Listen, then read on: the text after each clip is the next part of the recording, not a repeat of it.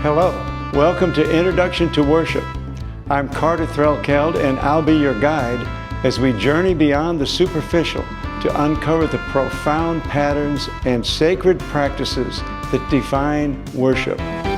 Get ready to awaken your spirit and transform your understanding. Here is today's lesson. While the Protestant Reformation began in Germany and the Florentine Camerata was a product of Catholic Italy, the connection between them is a fascinating example of how a crisis of communication swept through the 16th century European culture. The Reformation didn't just change theology, it changed the relationship between text and music, setting the stage for the birth of opera. The primary influence of the Reformation on music was the insistence that the word must be understood. Martin Luther and John Calvin both critiqued the complex polyphony of the Catholic Church because it obscured the lyrics. During the Reformation, music was written with all voices moving together so the congregation could understand the message. The Catholic Church did not ignore the Reformation's musical critiques. During the Council of Trent, from 1545 to 1563, the Church considered banning complex polyphony entirely. They began to push for religious art that was dramatically and emotionally engaging to inspire piety in the faithful. This emphasis on a powerful and direct emotional experience helped shape the dramatic intensity of early Baroque music, including opera. The word opera comes from the Italian word for work or composition, which itself comes from the Latin word opus, meaning a work of art. It was first used in this sense to describe the complex collaborative art form that combines music, drama, staging, and visual arts. Opera began in the late 16th century, basically 1590, in Florence, Italy, by a circle of composers and intellectuals known as the Florentine Camerata. Early opera was an aristocratic art form, reliant upon the patronage of powerful, wealthy families like the Medici of Florence and the Gonzaga family in Mantua. These wealthy patrons funded the extravagant productions to showcase their power and culture. They also believed that ancient Greek tragedies were originally sung throughout rather than spoken. The Camerata members sought to resurrect what they imagined to be the ethical and emotional power of ancient Greek music drama. A core belief of the Reformation was that music should serve the text, not overpower it. This led to the development of something new called stile recitatif, a speech-like singing style designed to make the dramatic text completely intelligible to the audience. Opera played a foundational role in transitioning the focus of Western art music from divine ecclesiastical themes to the exploration of human experience, thereby moving the center of music from the glorification of God to the portrayal of humanity. The earliest operas were collaborative efforts, but several composers and musicians were central to the genre's invention. Jacopo Peri, a singer and composer, is credited with the writing of the very first opera, around 1597.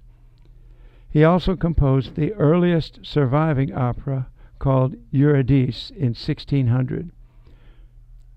He composed this for the wedding of Maria de Medici to King Henry IV of France. We're talking about very wealthy and powerful people. Next was Giulio Caccini, a prominent singer and member of the Camerata. Caccini developed the new solo vocal style known as monody, with emotional lyrics sung over a simple chordal accompaniment. He also composed his own version of Eurydice, printing it before Peri's work in an intense rivalry. This next aria of Ave Maria exemplifies the powerful emotional effect of Caccini's music. Claudio Monteverdi is considered the first great genius of the opera. Monteverdi moved the form beyond its experimental Florentine roots. His opera L'Orfeo is still being performed. It was composed for the court of Mantua and is the earliest opera still regularly performed today, and is celebrated for its musical complexity and dramatic power. The song is written in the newly created recitative format. Finally, Emilio de Cavalieri, although not part of the original Florentine Camerata, was a Roman composer active at the Medici court, who was similarly exploring dramatic musical forms. He produced a work in 1600 called The Representation of Soul and Body, which is sometimes considered the first oratorio, but shares many traits with early opera.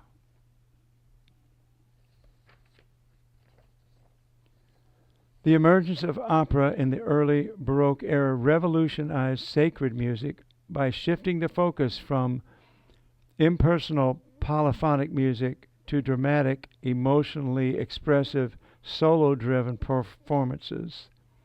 Composers in the 17th and 18th centuries adapted these theatrical techniques to fit the church service, aiming to evoke the affections or intense emotions in the worshipers.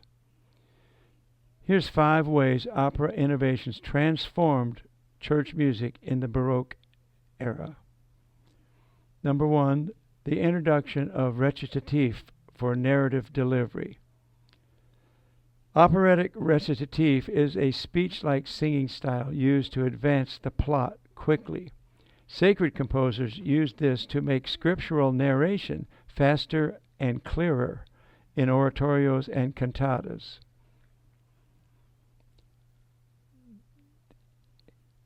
In Bach's St. Matthew Passion, the evangelist delivers the biblical narrative in a direct, rhythmic, and speech-like recitation, often accompanied only by the basso continuo. The opera ario is also a formal emotional solo song that allows the character to reflect on their feelings, moving away from action and sentiment. Sacred arios became standard in cantatas and masses, written to reflect on the moral implications of the text, and featured virtuoso vocalists.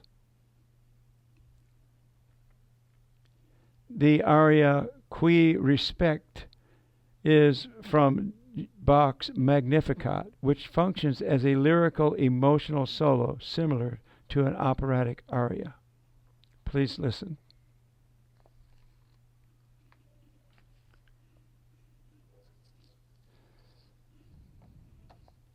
The adoption of the da capo aria form, which is simply what we would call A, B, A 3-part structure where the third section is a repeat of the first section, almost like a chorus, verse, chorus, or verse, chorus, verse, allowing the singer to add vocal embellishments and improvisation on the repeat.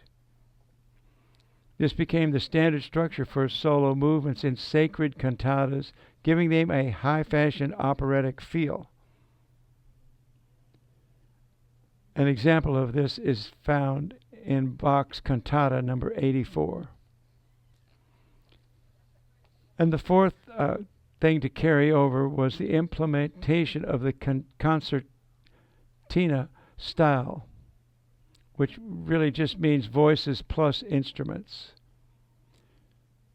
The church music moved from a cappella to large-scale operatic scoring that included instruments like trumpets, oboes, and violins, transforming the sonic texture of the Mass. An example of this is Monteverdi's Vespo della Beata Vergine, which uses this technique extensively, contrasting small solo ensembles against the full choir, similar to his operatic works. Please listen. And the fifth development was the development of the oratorio, a musical drama based on sacred story. But unlike opera, it was not staged or acted. There was merely a chorus, an orchestra, and soloists standing still. The oratorio brought the dramatic narrative and vocal techniques of opera directly to the church, featuring narrators, soloists, and choruses. The most famous of these oratorios is Handel's Messiah. It's interesting to note that the bass line in this song and the glory is called the basso continuo and is derived directly from early opera experiments like those of the Florentine Camerata.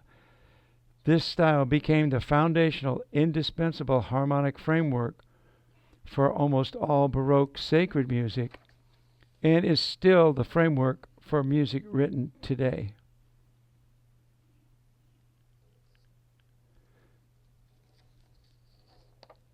So, opera established a structure for dramatic storytelling through music, alternating between sections for narrative, called recitative, and emotional reflection, called arias. Other elements like choruses and instrumental overtures contributed to the overall theatrical and emotional experience.